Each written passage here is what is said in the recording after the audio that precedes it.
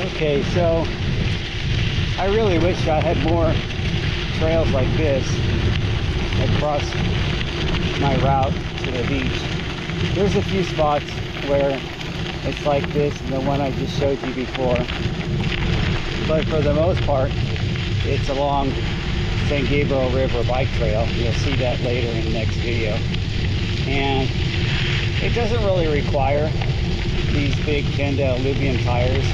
I've been fine with normal tires, if you will.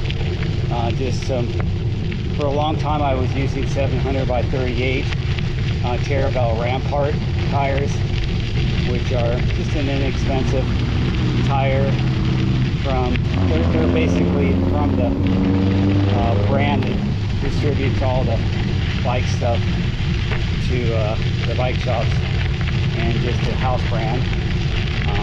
They're not really anything special. 60 TPI.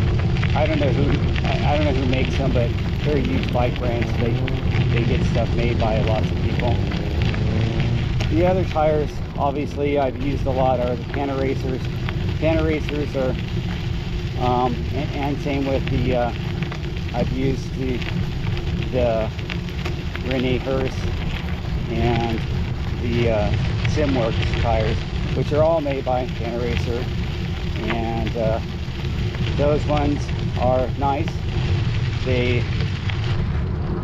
I think they're a little better made, if you ask, as far as the build quality.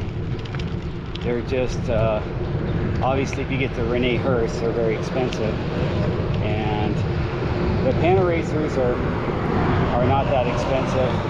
They're about half the price, actually, and they're made at the same company. They just, if you're getting the Panaracer I'm running right now on my other wheel set is the Gravel King, the Plus, SK Plus. So they've got a nice belt around the casing that makes them pretty much flat resistant, in my opinion.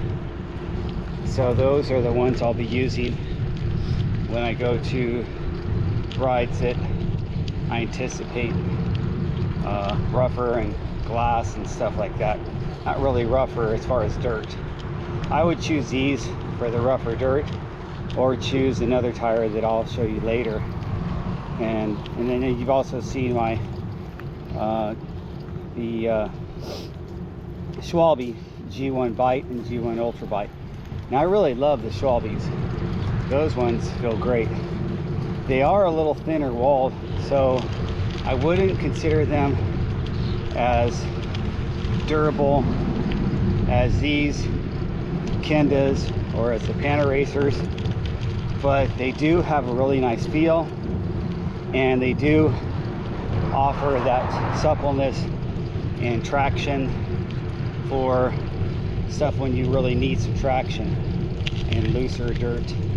And I'll be riding with those pretty soon. They're on my other gravel bike, as I'm planning another gravel only type of trip on that bike, getting that bike ready. So today is mostly pavement with some trails mixed in, and getting in that Century ride. The focus of today is to have a good Century, not feel like I'm bonking. And I'm going to show you some stuff here on my next video, what I did to prepare this bike for the Century. Now obviously I didn't go with the more road type wheels. I went with these more gravelly wheels, but there's other things I did, and I'll show you that in the next video. So stay tuned. Thanks.